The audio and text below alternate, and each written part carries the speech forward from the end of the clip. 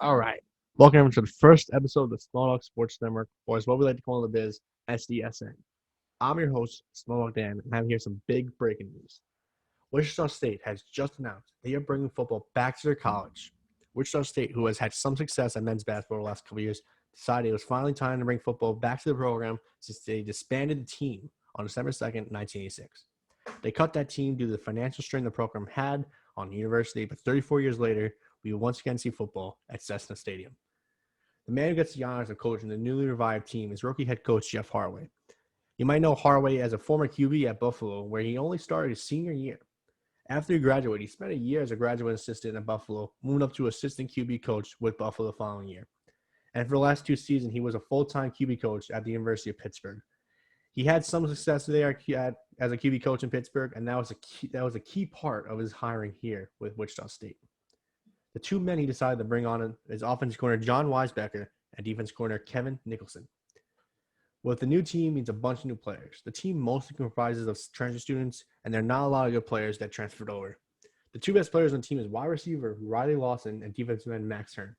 Lawson will be a fun player to watch as the senior has a lot of athleticism and will be able to make the big-time plays. He will also serve as the primary kick and punt returner for the team this year. For defensive end Max Hearn has a lot of power and be able to bulldoze through most offensive lines with ease. He spent a double-digit sack season for the redshirted junior. One storyline that'll be interesting to follow this season is who will be starting at QB. As of now, Jeff Harway said that senior quarterback Brooks Mackey will be starting week 1 against Arkansas State, but the team is not committed to a full-time starter. Mackey has some talent, but the senior might not see the field all season long. Head coach Jeff Harway has praised redshirt freshman Champ Williams, saying he has a lot of potential to lead this team for the years to come. It will be interesting to see what Harway does past week 1 with the starting QB spot. Other players to watch this season include halfback Terrell Preston. Preston has a lot of power at 228 pounds, and he will be able to run over a lot of defensive backs because of his strength and power. Junior wide receiver Rudy Cobb is a talented player who will be able to make the hard catches whoever's starting at QB. Whoever starting at QB has a nice duo wide receiver core of Riley Lawson and Rudy Cobb.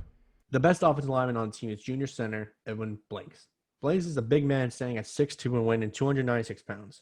He has a lot of athleticism for a big man and will be able to block in the pocket while the quarterback is holding onto the ball. That is his best strength as an offensive lineman. Now, on the defensive side, we have junior defensive tackle and captain Antoine Ramsauer. Ramsauer is not as talented as Max Hearn, but is well respected in the locker room, and that is why he has the C on his chest. An underrated player who's going to make a lot of impact on this team is outside linebacker Willis Bowser. With Harway's 3-4 defensive scheme, we will see Bowser either rushing the edge or dropping back in coverage. I expect a really strong season for the senior outside linebacker. Finally, we have defensive back Darrell Easley. Easley might not be the biggest guy on the field, standing only at 5'9" and weighing 164 pounds, but the dude can hit hard. I don't expect him to have many interceptions this season, but he will break up a lot of plays with his hard hitting. All right, it's now time to reveal who Wichita State will be playing in the 2020 season. They will join the American Athletic Conference, as you can see in the schedule now, they will play the AAC games later this year. In week 1, as we already announced, they will be playing Arkansas State. Week 2, they get a bye. In week 3, probably their hardest game of the year, they are at Arizona. Week 4, they're back home against Navy. Week 5, they go away to UMass. Week 6, they get a bye. And in week 7, they play their first AAC game of the year against East Carolina.